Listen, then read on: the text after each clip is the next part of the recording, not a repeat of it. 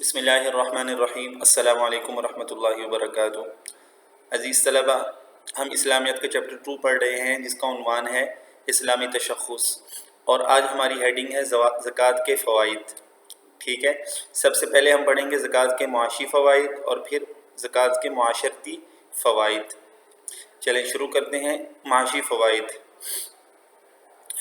Number 1، چونکہ سودی نظامی معیشت میں محنت کے مقابلے میں سرمایہ کی افادیت کہیں زیادہ ہے، اس لیے محنت کش اور کارکن طبقہ مسلسل غریب سے غریب تر ہوتا چلا جاتا ہے۔ ظاہر ہے کہ سودی نظام میں کیا ہوتا ہے کہ ایک آدمی کسی کو قرض دیتا ہے اور کچھ مدت کے بعد اپنا قرض واپس لیتا ہے اور اس قرض پر نفع بھی لیتا ہے۔ ٹھیک ہے، تو یہ اس کو کیسے حاصل ہوتا ہے؟ سرمایہ کی وجہ سے، سرمایہ سے اپنے سرمایہ سے فائدہ حاصل کرتا ہے۔ تو سودی نظام میں سرمایہ کی افادیت زیادہ ہے، جبکہ محنت کش اور کارکن طبقہ، یہ جو محنت کرتا ہے اور کام کرتا ہے، یہ طبقہ جو ہوتا ہے اس کو کچھ فائدہ نہیں ہوتا اس نظام میں۔ ٹھیک ہے، آگے چلیں۔ اور سرمایہ دار مختلف طریقوں سے اس کی دولت ہتھیاتا چلا جاتا ہے، سمیٹتا چلا جاتا ہے۔ ٹھیک ہے نا، محنت کش اور کارکن طبقے کی مثلا اس کو ادھار دے دیتا ہے اور پھر ادھار پر سود لیتا ہے، تو اس طرح بیچارہ وہ اس کے جال میں پھنستا چلا جاتا ہے، اس کے پیسے مفت میں اس سرمایہ دار کے پاس آتے جاتے ہیں۔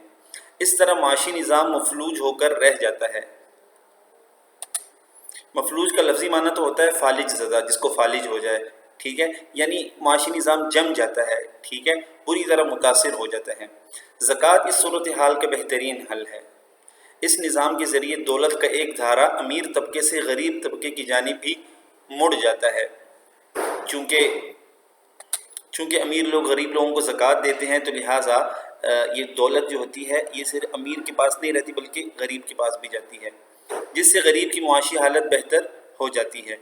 اس حقیقت کو قرآن حکیم ان الفاظ میں بیان کرتا ہے: یمحق اللہ الربا ویربی الصدقات، مٹاتا ہے اللہ سود کو اور بڑھاتا ہے خیرات کو۔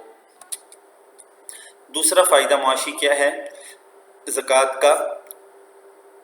ادائیگی زکوٰۃ کا ایک فائدہ یہ بھی ہے کہ زکوٰۃ کے ذریعے پیدا ہونے والی کمی کو پورا کرنے کے لیے صاحب مال اپنی دولت کسی نہ کسی منفعت بخش کاروبار میں لگانے پر مجبور ہو جاتا ہے۔ منفعت بخش یعنی نفع دینے والے کاروبار میں لگانے پر مجبور ہو جاتا ہے، کہ وہ یہ سمجھتا ہے کہ میں نے جو 2.5% زکوٰۃ دی ہے تو اس سے میرا مال کم ہو گیا ہے، تو اس کمی کو کیسے پورا کروں؟ تو وہ کسی کاروبار میں اپنا مال لگاتا ہے، جس سے سرمایہ کاری میں اضافہ ہوتا ہے۔ ٹھیک ہے نا، چونکہ زکوٰۃ کی شرح صرف 2.5% ہے، یعنی ہم زکوٰۃ کتنی دیتے ہیں؟ ہمارے پاس جو مال ہوتا ہے اس میں سے ہم 2.5% 2.5% ہم زکوٰۃ دیتے ہیں، لہذا صاحب مال یہ رقم دیگر قسم کی بھاری ٹیکسوں کے مقابلے میں خوش دلی اور دیانتداری سے ادا کرتا ہے۔ آپ کو پتہ ہے کہ جو دوسرے ٹیکسز لاگو ہوتے ہیں سرمایہ داروں پر، امیر طبقے پر، تو بہت زیادہ ہوتے ہیں، ان کی پرسنٹیج بہت زیادہ ہوتی ہے۔ ٹھیک ہے، اور زکوٰۃ بہت تھوڑی سی ہے، لہٰذا زکوٰۃ بہت خوش دلی سے ادا کر دیتے ہیں امیر لوگ، اور اپنا سرمایہ پوری آزادی سے کاروبار میں لگاتا ہے، جبکہ بھاری ٹیکسوں کی ادائیگی کے خوف سے سرمایہ چھپانے کا رجحان بڑھتا ہے۔ ٹھیک ہے، وہ لوگ کیا کرتے ہیں کہ اپنے سرمایہ کو، اپنے روپے پیسوں کو چھپاتے ہیں، کیونکہ ان کو پتہ ہے، ان کو یہ خوف ہوتا ہے کہ اگر ہمارا پیسہ اور روپیہ جو ہے وہ معلوم ہو گیا حکومت کو تو پھر بھاری ٹیکسز لگ جائیں گے، جس سے ملکی معیشت کمزور ہو جاتی ہے۔ ٹھیک ہے، اب ظاہر ہے کہ جب اپنا سرمایہ کاری جب نہیں کریں گے، اپنے روپے پیسوں کو چھپائیں گے، تو معیشت کمزور ہو جائے گی ملک کی۔ ٹھیک ہے، بہرحال یہ تو 2 فائدے جو تھے ہم نے معاشی پڑھ لیے، آگے معاشرتی فوائد زکوٰۃ کے۔ معاشرے میں دولت کی وہی حیثیت ہوتی ہے جو انسانی جسم میں خون کی۔ ٹھیک ہے، یعنی دولت جو ہے نا، اس کی ایک خاص بنیادی حیثیت ہے معاشرے میں، جیسے کہ جسم میں خون کی حیثیت ہے۔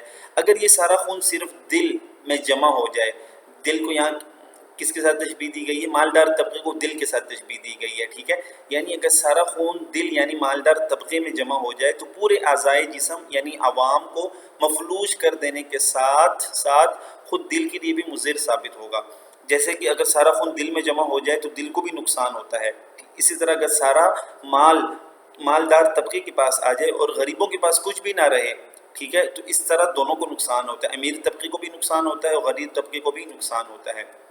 اگر ایک طرف مفلس طبقہ ناداری کی مصائب سے دوچار ہوگا تو دوسری طرف صاحب ثروت طبقہ دولت کی فراوانی سے پیدا ہونے والے اخلاقی امراض مثلا عیاشی، آرام کوشی اور فکر آخرت سے غفلت شعاری کا شکار ہو جائے گا. ٹھیک ہے، دونوں کو نقصان کیسے ہوا؟ مفلس طبقہ جو ہے یعنی غریب طبقہ وہ تو نداری کے مصائب سے دوچار ہوگا. ٹھیک ہے، دوسری طرف جو صاحب ثروت ہیں، امیر لوگ ہیں، امیر طبقہ ہے، ان میں اخلاقی امراض پیدا ہو جائیں گے دولت کی فراوانی سے، دولت کی زیادتی سے. کیا عیاشی آ جائے گی، آرام کوشی آ جائے گی، آرام حاصل کرنا، اور فکر آخرت سے غفلت آ جائے گی، ان میں آخرت کی فکر نہیں ہوگی، دنیا ہی کو اپنا قبلہ و کعبہ سمجھنے لگ جائیں گے. ظاہر ہے ایسی صورت میں ان دونوں طبقوں میں حسد اور حقارت کے علاوہ کوئی اور رشتہ باقی نہیں رہے گا. جب غریب لوگ دیکھیں گے کہ عمراء ہمیں کچھ نہیں دیتے، ہمارا خیال نہیں رکھتے، تو حسد کریں گے ان کے ساتھ، اور یہ امیر لوگ جو ہیں ان کو حقارت کی نظر سے دیکھیں گے.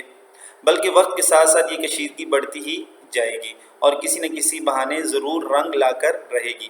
ٹھیک ہے، اور آپ کو پتہ ہے یہ چوریاں اور یہ ڈکیتیاں اس لیے ہوتی ہیں کہ غریب لوگوں کو جب ان کا حق نہیں ملتا تو وہ اپنا حق حاصل کرنے کے لیے، اپنی ضرورتیں پوری کرنے کے لیے کوئی نہ کوئی وہ ذریعہ تلاش کرتے ہیں، چاہے ناجائز ہی کیوں نہ ہو. ان تمام انفرادی و اجتماعی فوائد کے پیش نظر حضرت محمد مصطفیٰ صلی اللہ علیہ وسلم کو مدینہ کی اسلامی ریاست کے قیام کے فوراً بعد یہ ہدایت کی گئی. جب مدینہ میں اسلامی ریاست قائم ہو گئی، ٹھیک ہے، مہاجرین نے ہجرت کر دی، تو پھر یہ آیت نازل ہوئی، خذ من اموالہم صدقۃ تطہرہم وتزکیہم بہا. ترجمہ کیا ہے؟ ان کے مال میں سے زکوٰۃ قبول کر لو کہ اس سے تم ان کو پاک اور پاکیزہ کرتے ہو. ٹھیک ہے، معلوم ہوا کہ جو زکوٰۃ ہم دیتے ہیں اس سے ہمیں پاکیزگی حاصل ہوتی ہے. ٹھیک ہے، پاکی حاصل ہوتی ہے. بہرحال آج کے لیے اتنا کافی ہے، باقی انشاءاللہ اگلے لیکچر میں پڑھیں گے. تب تک کے لیے اجازت دیجیے. السلام علیکم ورحمۃ اللہ.